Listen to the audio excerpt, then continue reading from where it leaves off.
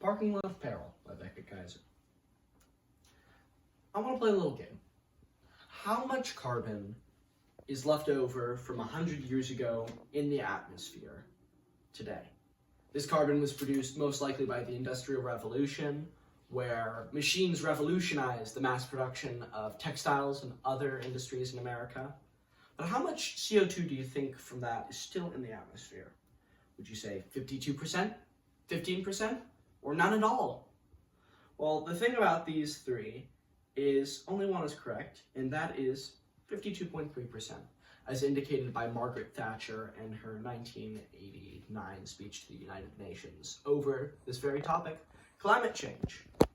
You see, over the years, NASA has kept track of all the carbon particulates in our atmosphere, has taken meticulous samples to track this. It started in 1950 and has gone to the present day, and it is, as you may see, an exponential function. What that means is it is constantly increasing at an increasing rate over an equal amount of time. Now, why is this a problem, or what does this mean? Well, it means that the carbon is snowballing. It's building on top of itself. And with this, we're getting closer and closer to the point of no return, where there will be severe consequences for our ignorance to this problem.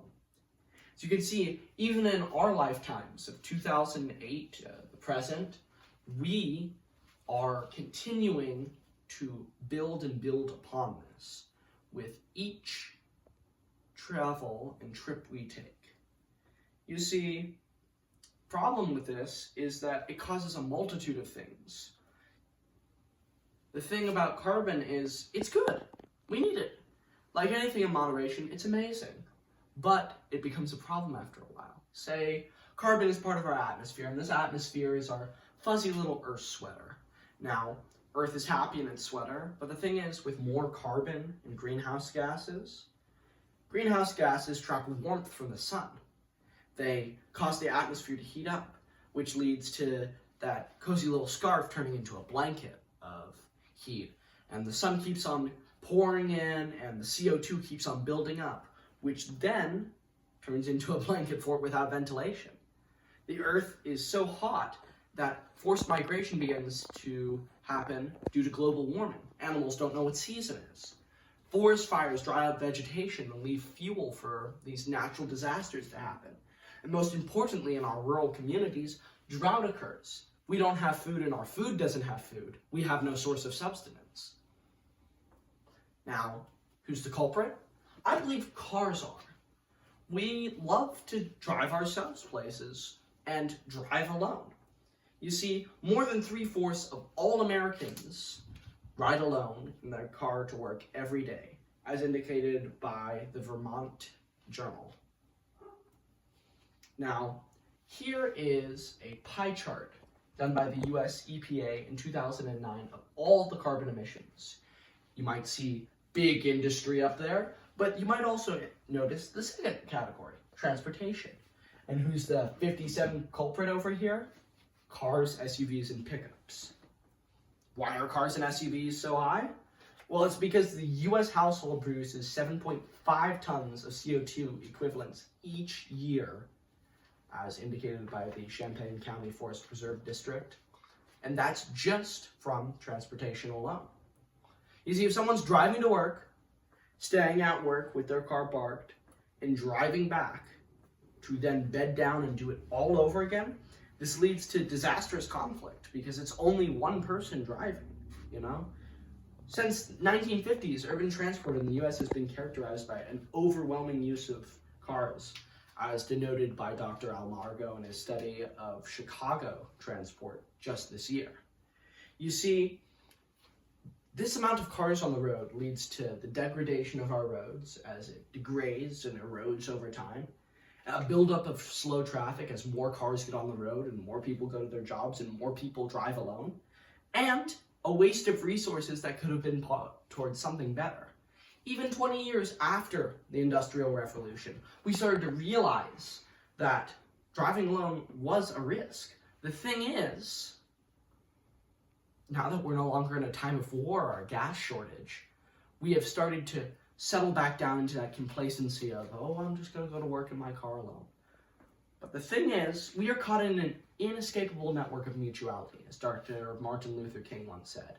And while he fought for racial justice during this time and said this about some events that were going on in his lifetime, this can be easily applied to environmental justice and what is going on within our times. Whatever affects one directly affects all indirectly, as Mr. King said in 1963 from Birmingham jail.